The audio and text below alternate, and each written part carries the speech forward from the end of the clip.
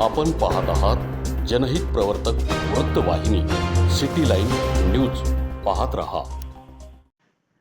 महाविकास आघाडीच्या वतीने आंदोलनाचा इशारा देताच राहुरी तालुक्यातील देवळाली प्रवरा येथील शेतकऱ्यांचे जवळपास 6 कोटी रुपये कर्जमाफीची रक्कम शेतकऱ्यांच्या खात्यात जमा झाल्याने देवळालीच्या शेतकऱ्यांकडून देवळाली प्रवरा बाजारतळावरील शेतकरी पुतळ्यासमोर पेढे वाटून आनंद साजरा केला.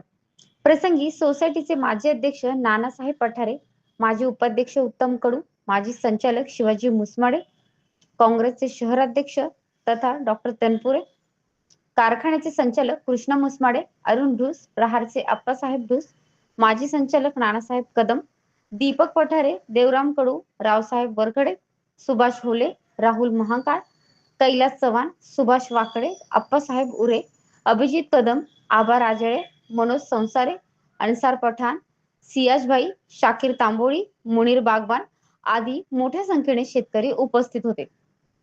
देवळाली प्रवरा हद्दीतील शेतकऱ्यांची कर्जमाफीची रक्कम परत गेल्याच्या खबरीने येथील शेतकरी हवालदिल झाले होते. महाविकास आघाडीच्या सदस्यांनी देवळाली प्रवरा सोसायटीत जाऊन सोसायटी व्यवस्थापनाकडून माहिती घेतली असता सोसायटीच्या व्यवस्थापनाने जुजबी उत्तर देऊन हात झटकले होते. त्यामुळे झालेली चूक सुधारून 8 दिवसात कर्जमाफीची परत गेलेली 6 कोटीची रक्कम शेतकऱ्यांच्या खात्यावर वर्ग करा, अन्यथा महाविकास आघाडीच्या वतीने देवळाली प्रवरा सोसायटी व शासनाच्या विरोधात आंदोलनाचा इशारा दिला होता.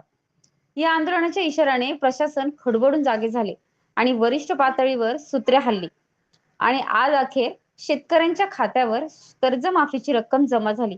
याबद्दल देवळाली प्रवरा येथील कर्जदार शेतकऱ्यांनी शेतकरी पुतळ्यासमोर पेढे वाटून आनंद साजरा केला व देवळाली प्रवरा येथील महाविकास आघाडीच्या पदाधिकाऱ्यांचे तसेच जिल्हा सहकारी बँक व महाराष्ट्र शासनाचे आभार व्यक्त केले.